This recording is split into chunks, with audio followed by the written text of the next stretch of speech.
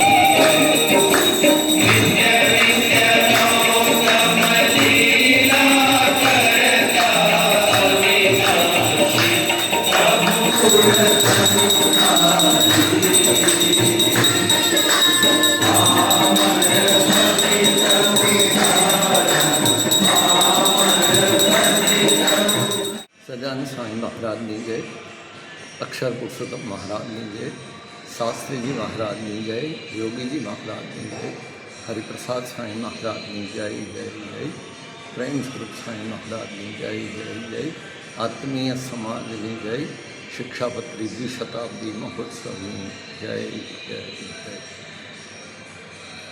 हिंडोळा उत्सवनो अद्भुत महिमा समग्र स्वामीनारायण संप्रदायની પરંપરામાં તેમજ વૈષ્ણવ પરંપરામાં અનેક વર્ષોથી વણાયેલો છે।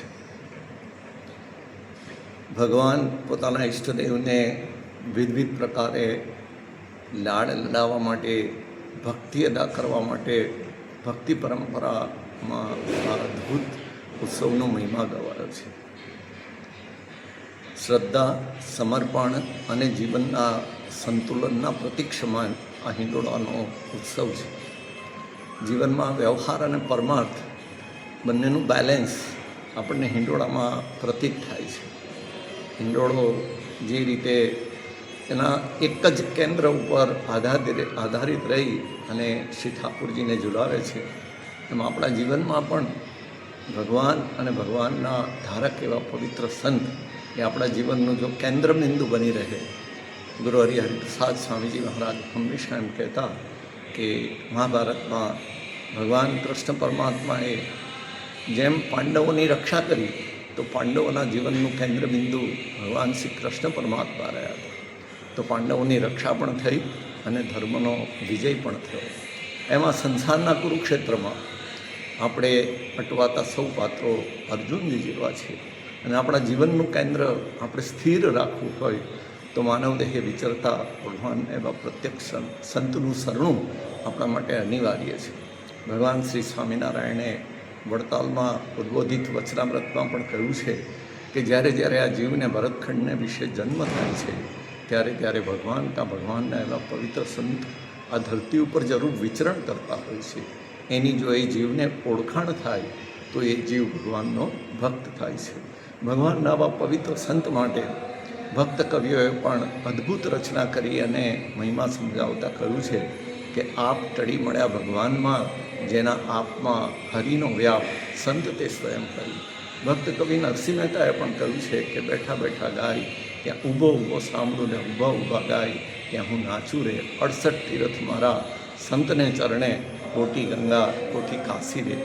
एम मानवदेहे विचरता भगवानना आवा पवित्र संतना माध्यमथी भगवान श्री स्वामीनारायणे शिक्षापत्री में साधना मार्गना जे बे अचड़ पायानी बात करी है कि सत्संग और भक्ति ए बे होय तो जीवन साचा अर्थ में सार्थक बने से सदगति ने पामे छे। ए भगवानना पवित्र संतना माध्यम थी अपना जीवन अंदर सत्संग और भक्ति उदय पामे छे अने फूले फाले छे अने भक्ति थी अधिक कहीं प्राप्त करवानुं रहतुं नथी।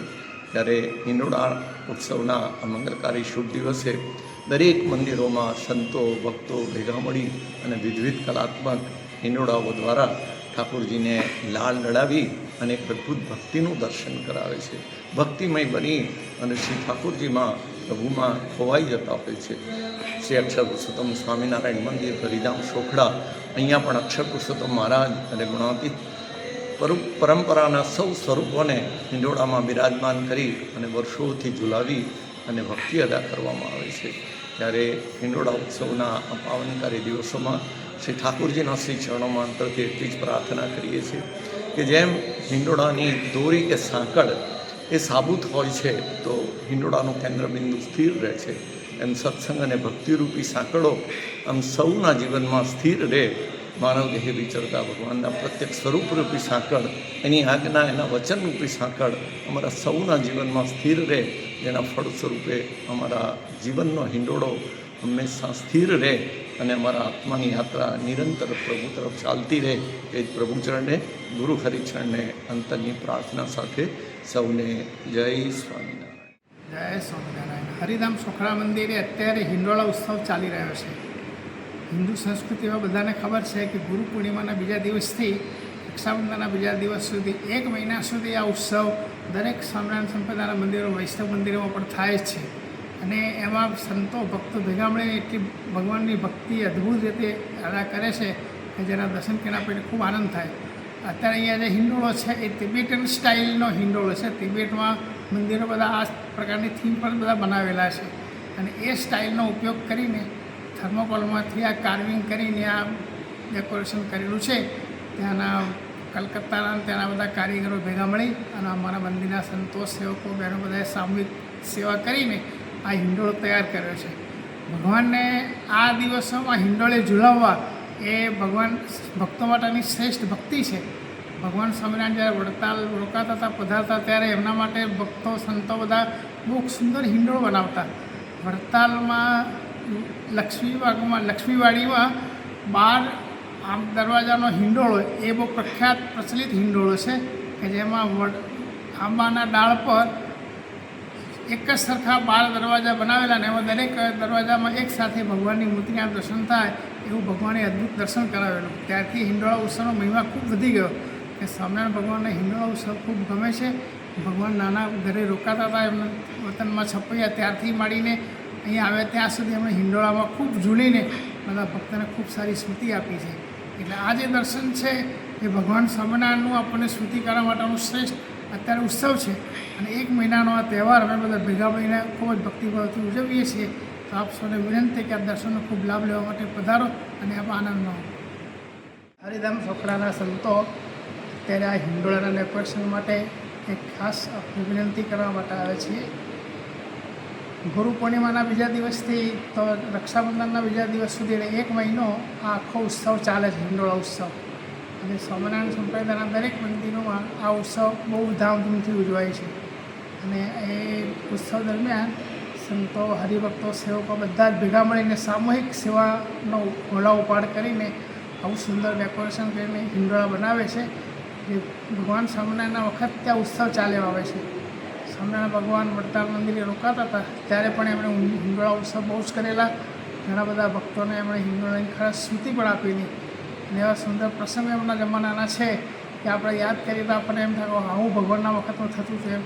એટલે અત્યારે આ જે હિંડોળો છે એ સાઉથ ઇન્ડિયન સ્ટાઇલનો બનાવેલો છે, થર્મોકોલમાંથી બનાવેલો છે.